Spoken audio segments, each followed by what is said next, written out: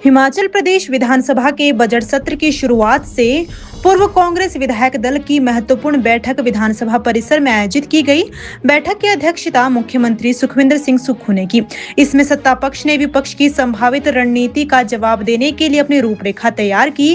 राज्यपाल के अभिभाषण के बाद रेवेन्यू डेफिसिट ग्रांट को लेकर सरकारी संकल्प पर चर्चा प्रस्तावित है, जिस पर विपक्ष के विरोध की संभावना जताई जा रही है। मुख्यमंत्री सुक्खू ने कहा कि आरडीजी संविधान के तहत हिमाचल प्रदेश का अधिकार है और इसे बंद करना दुर्भाग्यपूर्ण है। उन्होंने आरोप लगाया कि भाजपा इस मुद्दे पर राजनीति कर रही है और उसके नेताओं को प्रधानमंत्री से मिलकर प्रदेश के हित में मदद की मांग करनी चाहिए।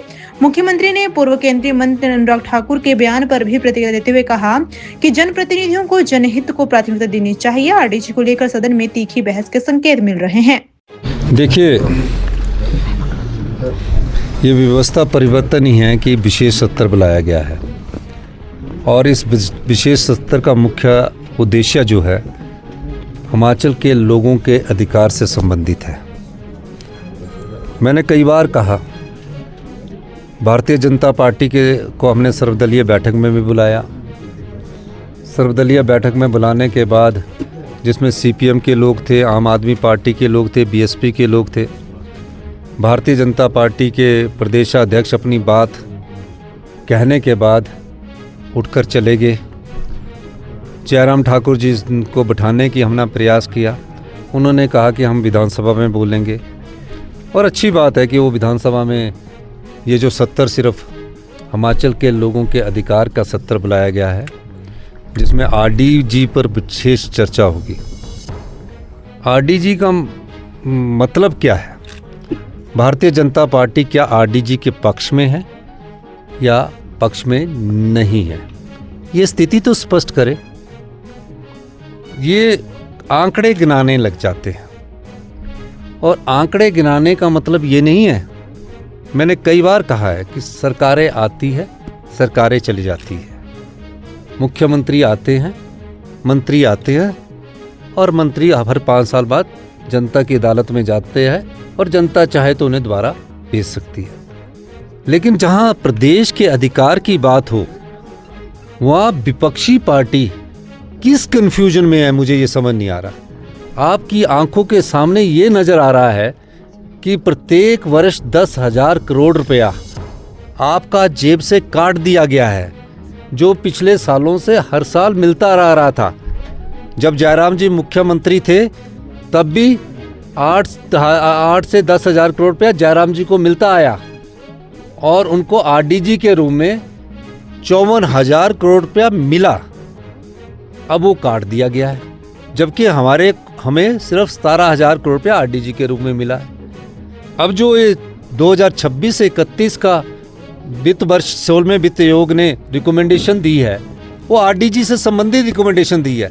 हमारी लड़ाई आरडीजी से लोगों के अधिकार की लड़ाई है। हम उसको लड़ने के लिए आए। हम चाहेंगे उसमें अपने विचार खुलकर रखें और ये बताएं कि क्या वो देश के प्रधानमंत्री के पास जाने को तैयार है। अगर वो जाने को तैयार है, हम उनके नेतृत्व में जाने को तैयार है। मैंने कई बार बोला कि मैं मुख्यमंत्री के तौर पर नहीं, हिमाचल के एक आम नागरिक के जनता के तौर पर उनके साथ जाने को तैयार है।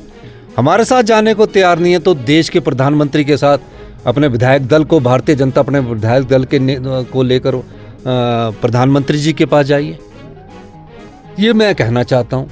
लेकिन बार बार राजनीतिक रूप से आरोप प्रत्यारोप लगाकर लोगों का भला नहीं होने वाला। सोशल मीडिया पर राजनीतिक रोटियां सेककर लोगों का भला नहीं होने वाला। ये लोगों का अधिकार है। सरकार इस अधिकार की लड़ाई लड़ेगी, कांग्रेस पार्टी इस अधिकार की लड़ाई लड़ेगी। दूसरा, मैं एक और बात कहना चाहता हूँ। अनुराग ठाकुर केंद्रीय वित्त मंत्री रहे हैं। उन्होंने पिछले कल एक बयान दिया,